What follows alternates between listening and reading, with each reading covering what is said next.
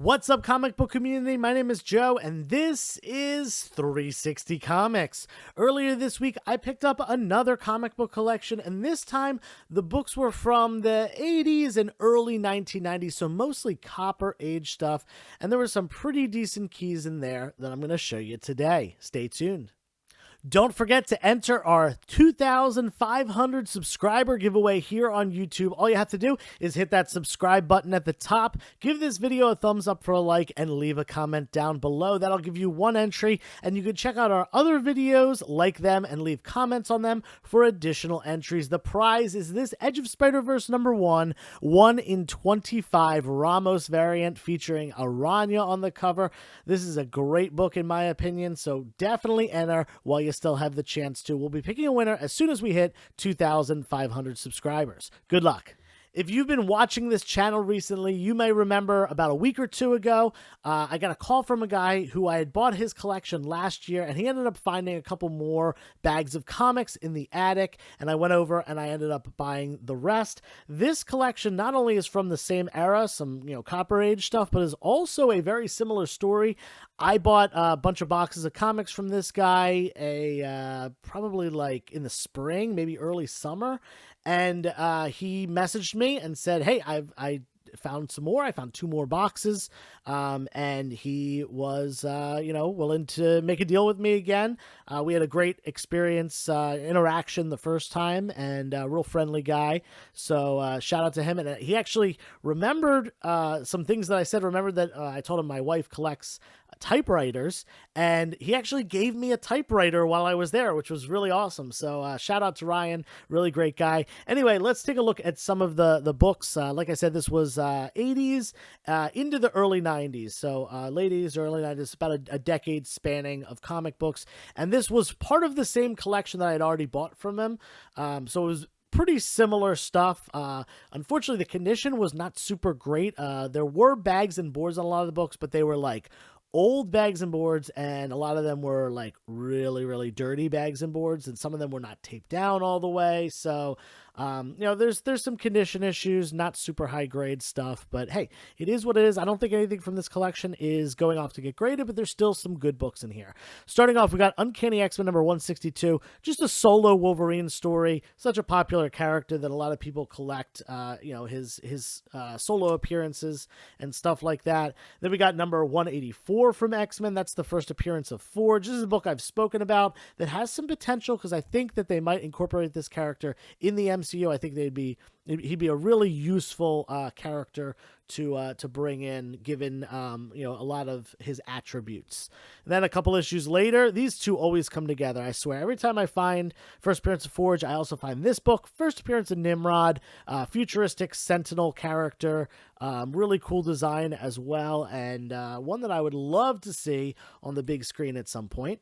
And you also find this book with those two, given they all came out, within a few months of each other. This is X-Men #193, the first in continuity appearance of Firestar, and she's right on the cover right there. Her first appearance was on the TV show Spider-Man and His Amazing Friends, and then the comic book Spider-Man and His Amazing Friends #1, which was a one-shot. And you might have seen I got 19 copies of that book recently. Some of them are going off to CGC as we speak. Then we got X-Men #200, first appearance of Magneto in this particular outfit that he wears, which, given what we've seen, the stills that we've seen of the X-Men animated series reboot, this is what he is going to be wearing. So maybe they'll take from this storyline. Maybe they'll just use that costume. I don't know. And we got X-Men #201, first appearance of Nathaniel Summers, a.k.a. Cable, as a baby. This predates his appearance, as Cable, as, the adult character who travels back in time in New Mutants 87. Just a great little X-Men key to pick up. Then we've got X-Men #210, is that? Yeah. This is the first appearance of the Marauders. I also just love this cover, how it has, the whole team at the time there. Really, really great one. But yeah, first appearance of the Marauders, who, are still relevant to this day. And then we're moving on to 212. This is the first battle ever between Wolverine and Sabretooth. I think this is an extremely undervalued comic book. You can find copies of this for, like decent grades for like $5-10, maybe a little bit more if it's like super high grade. But these two characters, Wolverine and Sabretooth, they go hand in hand. And speaking of, the very next issue is part 2 of that battle, and it also is their first cover appearance together. One of my favorite covers ever. Love it. I love how the two characters take up the entire cover. And one last Wolverine Sabretooth one before we get away from that. This is just another classic Wolverine Sabretooth cover. This is their second cover appearance together. Again, another battle between the two, and they went on to eventually have a lot of interactions, especially in the Wolverine solo run, starting at issue number 10, where Sabretooth is on the cover. This one seems to be the more valuable of these two covers, despite issue 212 coming before issue number 222. Moving on to just some more X-Men stuff. You're going to see a lot of X-Men because one of the boxes was New Mutants and X-Men almost entirely. There were a couple little things in there, and the other one was all indie stuff. It was 2 long boxes. So we'll get to some of that indie stuff as well, but a lot of the stuff is going to be X-Men with some New Mutants as well. Uncanny X-Men number 239. This is the first cover appearance and second overall appearance of Mr. Sinister, and I've spoken about this book a lot. It was in the collection that I bought just a few weeks ago, as were a couple of these other books that we're going to see. Then we got X-Men number 245. This one has like an unofficial like Star Wars crossover, and I think like some other pop culture characters are in this book. It's got a Rob Liefeld cover, and it's a bit of a controversial issue because Jean Grey is naked in one of the panels, but you can't really see anything because it's like far away, so it's more implied nudity. But nonetheless, definitely a book that people do pick up and collect, especially Rob Liefeld fans, because he doesn't have a lot of X-Men covers. Speaking of X-Men covers, my favorite cover of all time, X-Men number 251, Mark Silvestri. Knocked it out of the park. Purple background, looks amazing. Just Wolverine crucified on this big X.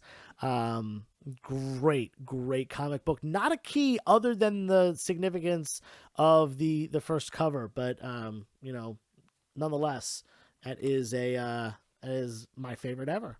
Then we've got X-Men number 256. This is the first appearance of Psylocke as Lady Mandarin, teaming up with that character. And this might be her first appearance in the X-Men run. I think it is. I don't think she appears in X-Men prior to this. But then this is, the second book of this run. But this is also the first time Jubilee is in her classic costume with the yellow raincoat and the pink goggles. So, as far as that character, that's her look. That's what everyone knows her as.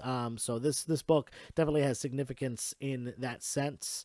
Then we got X-Men 267, the third appearance of Gambit.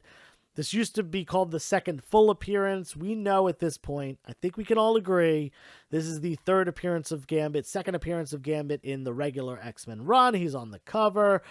It's a good book. It is, not a super significant key, but it's definitely one that people collect, especially because it's a lot more affordable than Gambit's first 2 appearances. Then we got a book that is still to this day to me, still seems super undervalued. X-Men number 282. This is the first cameo appearance of Bishop, but he's also on the cover. So this is the one that holds the most value as compared to the next book, Bishop's first full appearance. Both these solid keys. I have multiple copies of both of them. I have 9/8 of both of them in my personal collection. I think that this is going to be a bigger book in the future. We'll probably see this character utilized more in the MCU. At least I hope so. So we'll have to wait and see what happens. That was the last of the original X-Men run books, except for the couple at the end. We'll get to the higher value books at the end, but this is X-Men number 4. First appearance of Omega Red. This book spiked like crazy last year, but has calmed down to a very affordable and, in my opinion, undervalued number. I'm not telling you what to buy. None of this is financial advice or anything like that, but I think this book is a good pickup at the current price, to have in your collection, and I hope that we do see this character eventually on the big screen.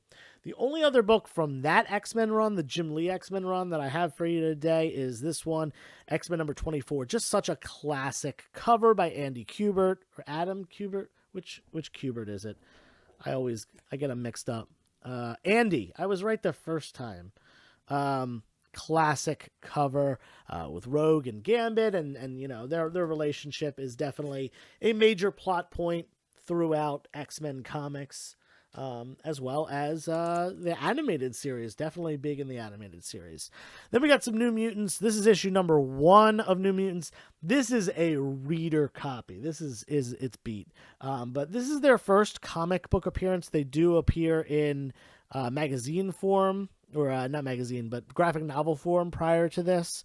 But this is their first appearance in comic books. It's a great cover, in my opinion, and an underappreciated book, because a lot of times that character appears in a magazine or graphic novel, their first comic book appearance is still significant, and this one just doesn't hold as much water as some other ones. Another New Mutants book here. We got issue number 14. This is the issue where Ilyana Rasputin joins the New Mutants, and apologize for this glare here. It's real bad today. I don't know why. She's not yet going by the name Magic, but she will be shortly thereafter. Then we got New Mutants 26. This is the first appearance of Legion. Love this book. Love this character. Love what they did with him in the television show. Wish they would do more of that kind of weird, psychological stuff, but we'll have to wait and see if that character ever makes an appearance again in live action. And then we got New Mutants number 86. This is the first cameo appearance of Cable. I feel like this book is never talked about. He's in the last panel, on the last page. It's a cameo. It's listed on Key Collector, but this book still seems undervalued, in my opinion. Cable's a huge character. His first appearance is very expensive. Why isn't this book talked about more? I don't know. He's on the cover, obviously, but it's, a cameo at the end. So, it's just my 2 cents on it. There was no 87. In fact, 87 was one of the only New Mutants books that was missing. Little hint on what may be to come. But this one's a good one, too. We got New Mutants Annual number 2. First appearance of Psylocke in, in American comic books. She did appear first in British comic books as the sister of Captain Britain, but then she does appear in American comic books for the first time in this issue right here of New Mutants Annual number 2. Then we got X Factor number 1. Again, this is, I think it's undervalued here. This is the first full team appearance of X Factor. Yes, all these characters, were part of the original X-Men team, so it's not like really super new, but they started going by a different name, and they had a long, long run and were great supporting characters, supporting team. I'm surprised this isn't worth more for that reason, but I understand it was late 80s, like print runs were pretty high at that point. It is what it is. Then we got X-Force number 2. This is the second appearance of Deadpool. He's on the cover, which is great. Again, an undervalued book in my opinion. This was really weird. I have no idea. There was 2 random Captain America books in there. This was one of them, issue number, 233? 333. This is the first appearance of John Walker as Captain America, taking on the mantle before eventually changing over to being a U.S. agent, as we more commonly know him, and we'll see him as that character in Thunderbolts. And then there's this issue, the second appearance of him as Captain America, and the first appearance of, what's his name? Hoskins. I want to say Reese Hoskins, but that's a Philadelphia Phillies player. I forget his first name, but first appearance of him as the new Bucky. We saw them depicted in these roles in Falcon and Winter Soldier, part of the MCU, and we will be seeing them again at some point. Couple more here till we get to the higher value stuff. We got Street Fighter #1. These are the indie books we're starting with now. This book I picked up a couple times recently. You've seen it in, I think I did a video where I picked up a copy, and I also did a post on Instagram.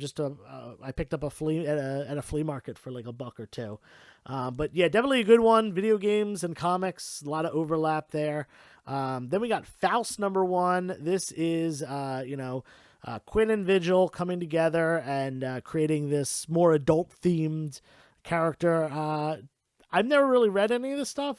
From what I understand, the character is like kind of similar to Spawn, but definitely more gory, more gritty. As you can tell by the decapitation cover right on the front of issue #1. There was a rumor, I think, about this being made into like a Netflix show or something. Haven't heard anything about that, but yeah, it had a bunch of the run, but issue #1 was obviously the good one that you'll want to pick up. Some of the later runs are a little bit expensive as well. This one, what the heck am I looking at here? This is Hit the Beach #2 from 1994. This is like, I don't even know. It's like animal pinups. Weird stuff. It's like a swimsuit issue, but with these like anthropomorphic characters. I don't know. This is not the kind of stuff I collect. I don't mean to insult anyone by being confused by this. If this is something that you like to collect, hey, good for you. More power to you. Not my thing. This book apparently is a key that people pick up. So there we go. It's definitely got an interesting looking cover, to say the least. The last 3 indie books, these all go together because it's a nice little set. This is Space Usagi #1, #2, and #3. So that is the complete 3-issue run of Space Usagi.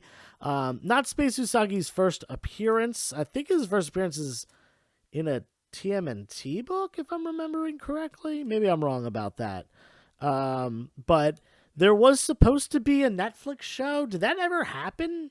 I feel like it was like announced, and then they were like working on it, and then they had like did they ever announce a release date?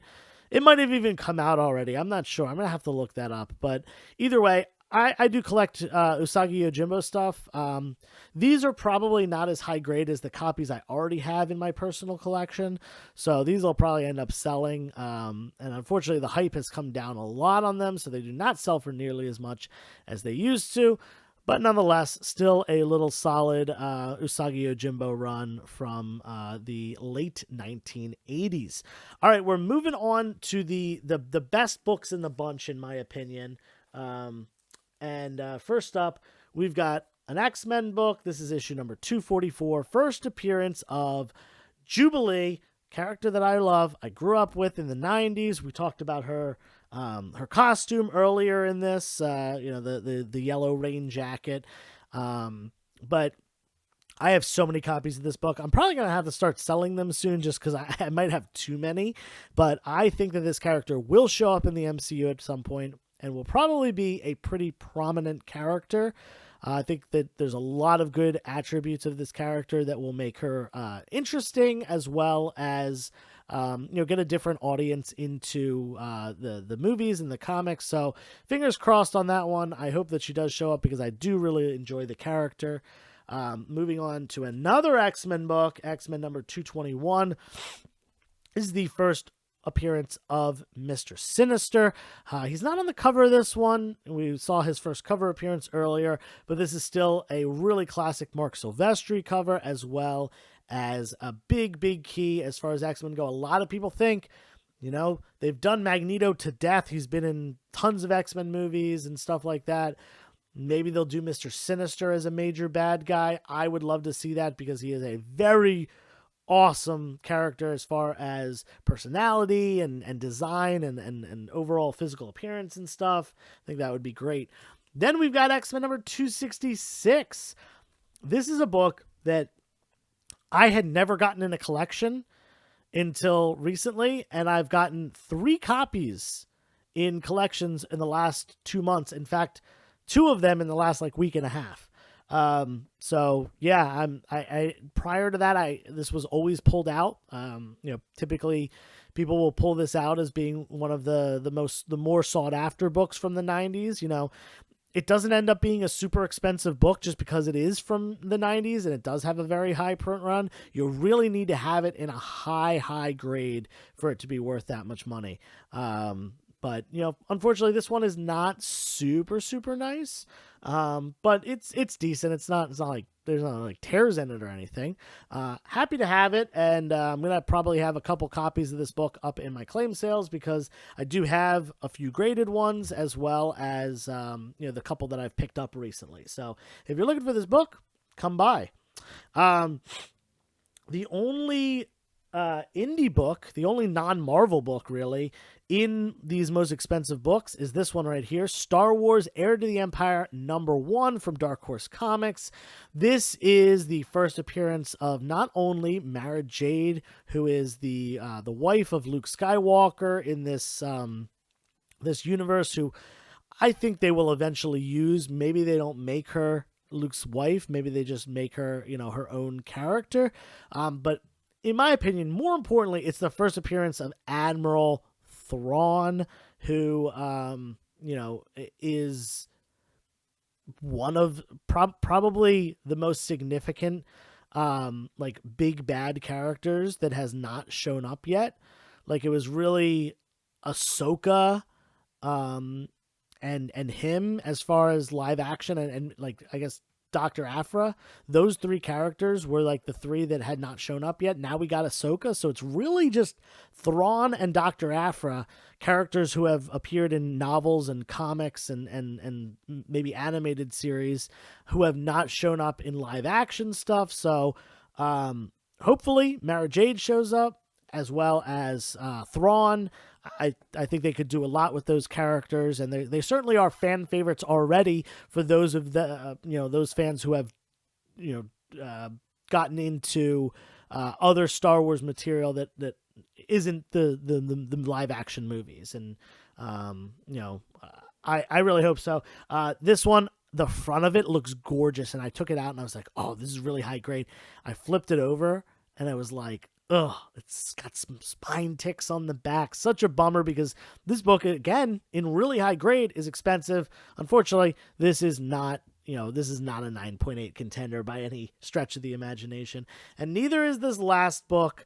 This is interesting. I didn't see this the first time going through this collection. I didn't even see it the second time going through this collection, because it was unbagged and boarded, randomly inserted in a run that was mostly in order, but this book was out of order. And it was not in a bag and board, so it was like sticking to the back of another book.